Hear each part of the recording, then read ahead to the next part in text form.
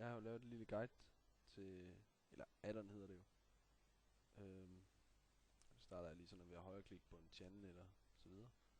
Der har jeg jeres online-offline knap, som vil skrive ind til jeres priv channel med i online og offline til jeres support halløj der. Kalender og guides, det kommer vi lige til sidst her i filmen. Så vi går lige over til ping. Og her der vil I så kunne skrive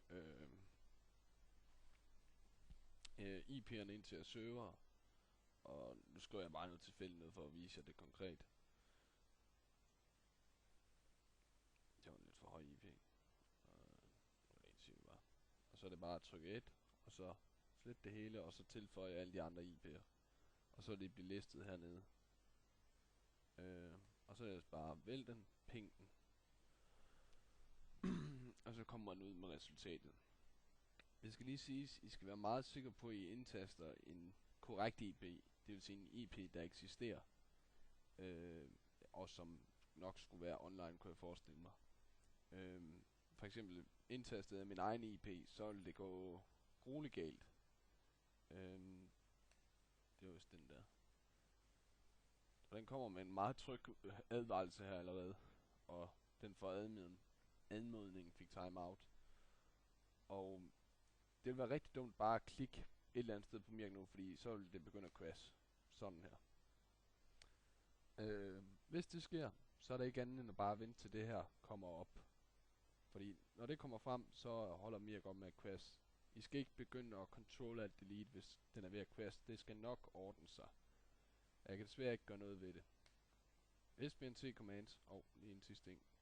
Men altså indtaster man en IP, der er korrekt, så er der overhovedet ingen problemer med det. Den er lynhurtigt, og den bruger cmd.exe til at pinge med. Og det kan jeg forstå, det er det I før han har gjort til at pinge med server. SBNC, det er sådan simpelt nok. Det er bare at vælge command, udfylde det ident det skal være, og til nick, og det command. Del, det må være sådan der. Så sletter den.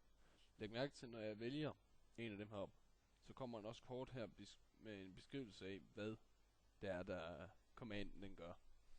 Og cmd done det, fordi jeg bad den om at skrive det.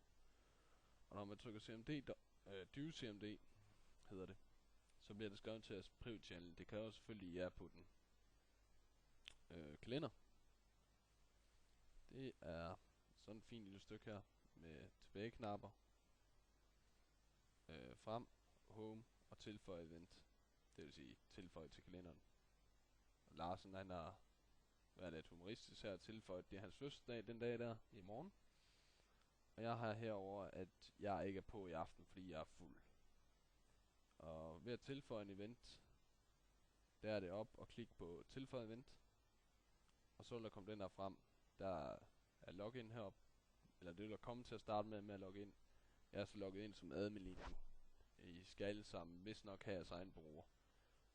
Så for at tilføje en event, så er det at gå ned og skrive her. F. For at gøre det lidt mere uskueligt. Så derfor starter vi med at skrive jeres navn. Så vi kan hurtigt se, hvem det er, der ikke kommer på den pågældende dag. Og så kig grunden. Skal være fuld. Og det skal jeg har skrevet den til i aften, så nu skriver jeg den bare til, det er sgu ikke, den 24. december. Og tilføj. Og så er den sådan set kommet på. Jeg lige gå over i december måned.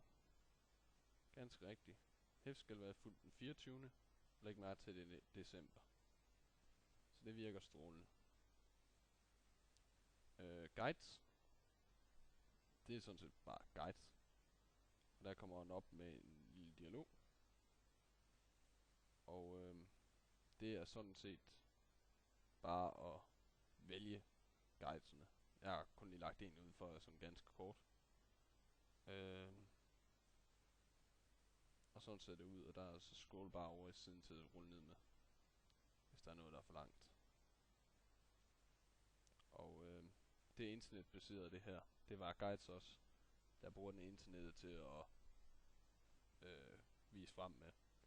Det vil sige, i kalender, der er det en kalender, der er lagt ud på nettet, hvor man så tilføjer til en MySQL database. Her, der er det bare TXT-filer, der ligger ud på nettet på en skjult sti, så alle andre ikke bare kan gå ind og finde dem. Det samme med kalenderen, den er også på en skjult sti, som folk ikke lige kan finde den frem. For eksempel www.gamerscity.dk bla bla skråstreg bla bla bla x skråstreg filnavn.txt. Nå, jeg håber det er noget I kan bruge det her. Så, farvel.